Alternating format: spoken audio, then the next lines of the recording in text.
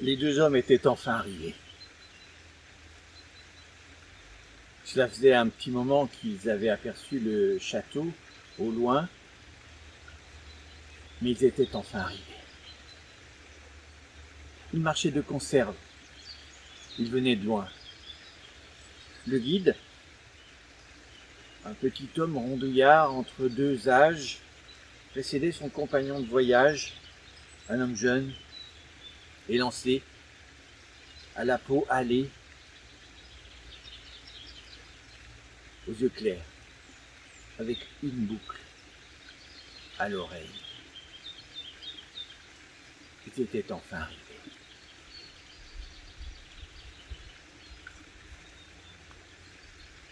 En montant tout à l'heure, quand ils avaient commencé à apercevoir le château,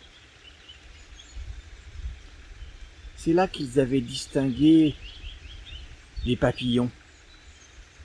Ils les avaient aperçus là,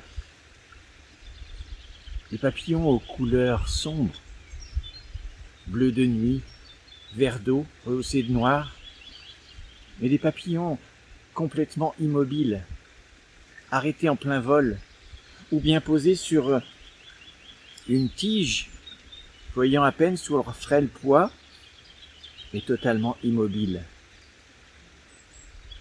Les papillons. Le château avait depuis longtemps perdu sa fonction défensive. Des travaux avaient été entrepris qui semblaient être en suspens.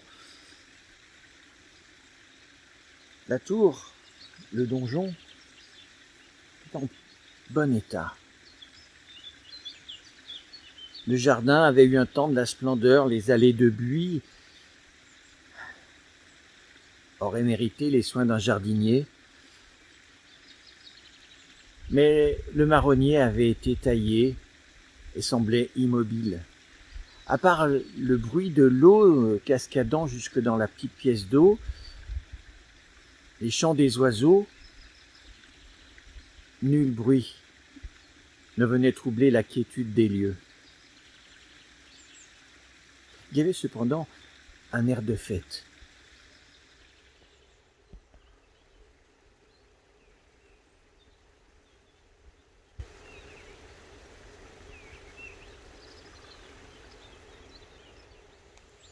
Vous voyez, jeune homme, ce silence, mis à part les oiseaux, mis à part le ruisseau qui alimente la petite pièce d'eau, pas un bruit. Et tout figé depuis un temps.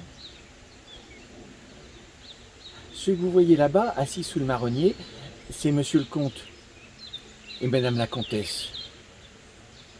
En effet, assis sous le marronnier sur des sièges confortables, un homme très bien mis, une très belle femme dans une robe d'apparat, était assis en train de contempler un spectacle immobile, les mains prêtes à applaudir, mais figées dans le silence et l'immobilité. En effet, là, dans la cour du château, sous les yeux ébahis de monsieur le comte et de madame la comtesse, les lutteurs de foire, totalement immobiles, arrêtés dans une étreinte formidable, à la vie, à la mort.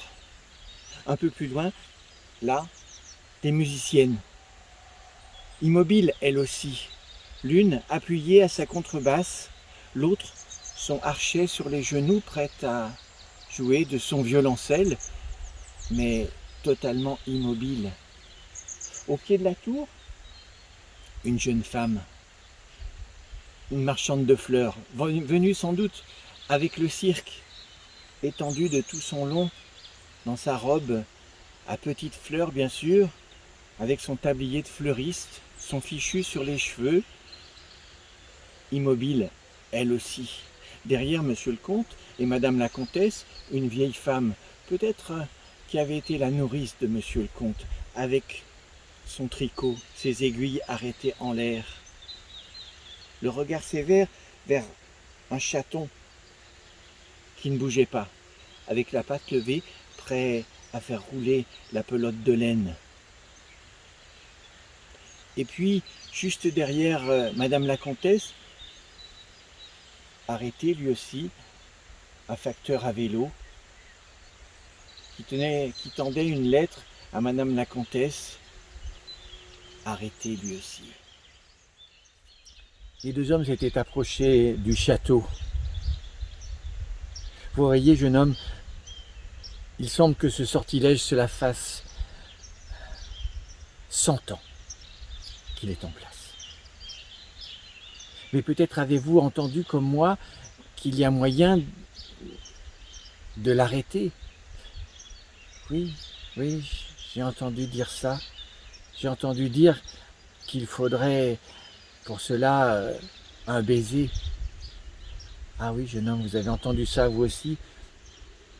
Oui, j'ai entendu dire qu'il faudrait un baiser. Mais un baiser d'amour. Ah oui, jeune homme, c'est ce qu'on m'a dit à moi aussi. Mais où allez-vous, jeune homme? Où allez-vous? Mais attendez-moi. Le jeune homme avait quitté son compagnon et il était en train de s'avancer là au milieu de cette fête immobile. Il a regardé tour à tour Monsieur le comte, Madame la comtesse, le facteur avec sa lettre, la jeune femme étendue au sol, la vieille dame avec ses aiguilles, le chat avec sa pelote de laine, les deux lutteurs, les deux musiciennes. Mais c'est vers la jeune fille qu'il est allé. Elle était étendue de tout son long dans sa robe à fleurs, avec son tablier de fleuriste, un fichu sur ses cheveux légèrement ondulés. Il a remarqué les créoles en or aux oreilles. Il a bien vu le teint hâlé, le nez droit, parfait, les lèvres vermeilles, les lèvres carmin. C'est vers elle qu'il est allé. Le guide a contemplé la scène de loin. Il a souri. Il a vu Madame la comtesse et Monsieur le comte applaudir. Il a vu Madame la comtesse saisir la lettre que le facteur lui tendait depuis si longtemps. Il a entendu le cliquetis des aiguilles. Il a entendu le miaulement du chat qui avait donné enfin son coup de patte à cette pelote de laine qui maintenant roulait. Il a entendu les lutteurs de foire qui ânaient sous l'effort dans leur étreinte de combat. Il a entendu l'archet frotter sur les cordes. Il a entendu les doigts pincer les cordes de la contrebasse. La vie avait repris. Le guide a quitté le château.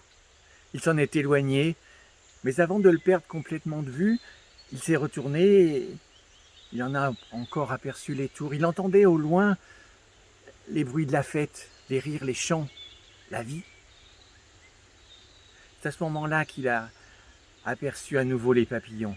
Des papillons aux couleurs mordorées, rouge, feu, orange, fin de jour, rehaussés de noir. Des papillons qui volaient maintenant. Il a souri. Tout était bien.